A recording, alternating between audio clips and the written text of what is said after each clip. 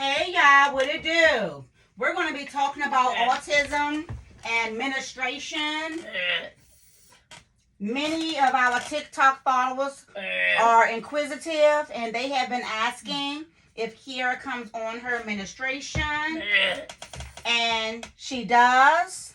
Now, many people think this is an embarrassing conversation, but it can be very educational to families, especially to moms who have females who has been diagnosed with autism. So this should be very educational to those parents with daughters with autism. So autism administration with Kiara, there is an increased sensory of sensitives, and these include sensitivity to smell and sight. So Kiara is aware when she's on her menstruation because she usually say ew or stink. So she's aware of the smell, the body or skin feeling more sensitive. So we all know that we can feel the blood. So she can feel it as well. Sensory overload occurring more frequently. So she's actually stimming more and she's definitely on sensory overload.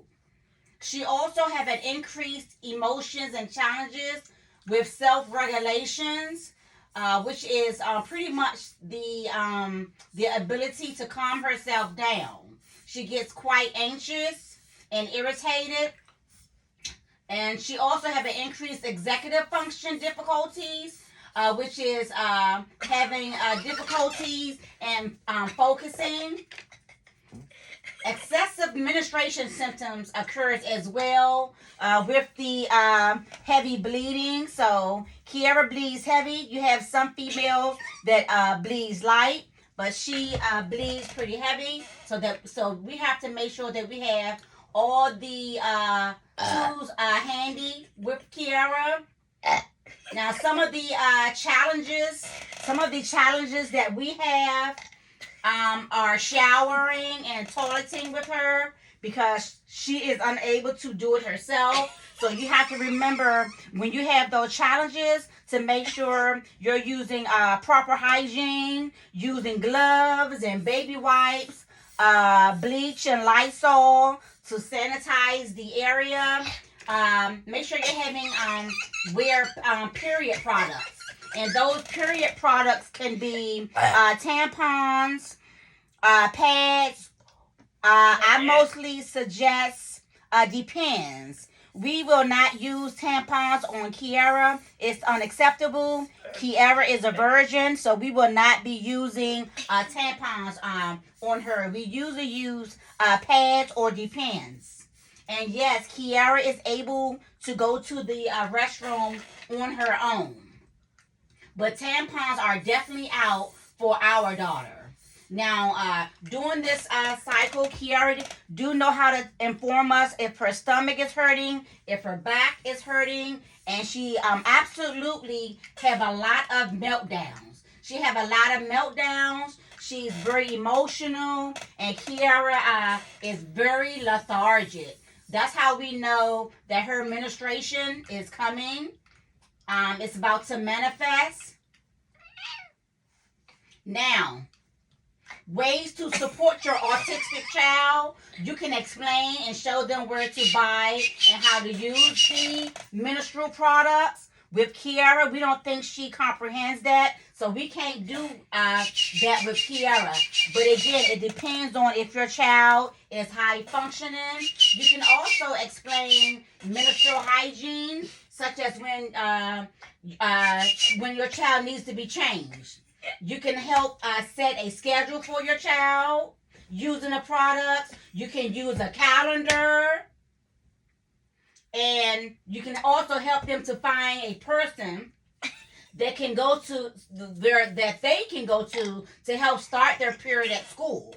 So some parents are not comfortable with sending their child to school or the day program because it can be very messy, but it's up to you. And again, it depends on your child if they're low or high functioning, or if the staff members are comfortable with changing your child when they're on their administration. But I suggest that if one do changes one that's on their administration, that you use proper hygiene.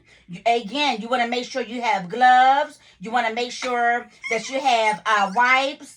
You want to make sure you have the proper cleaning supplies as well. If they find communal toilets distressing, you can discuss with the school the possibility of access for alternatives as well. Now, some of the strategies for self-management that I would personally suggest, you can carry spare underwear in your child's purse or in the mom's purse, at least for several days, because you never know what can happen. Keep a spare underwear or pads, or depends, and period products in your places of visit. So if you're visiting your loved ones, make sure you have all of those items stored there. Use a period tracking app to understand your cycle better and get reminders of when your period is likely to start. Okay? See, you can also set alerts or reminders during your child's period to remind them to change themselves and watch themselves. If you're in any doubt, or if you're in any comfort, of course you want to contact your child's physician. And remember to keep a diary so you can know when your child will be coming on and off. Okay? So I hope that I've given you all some helpful tips regarding autism administration.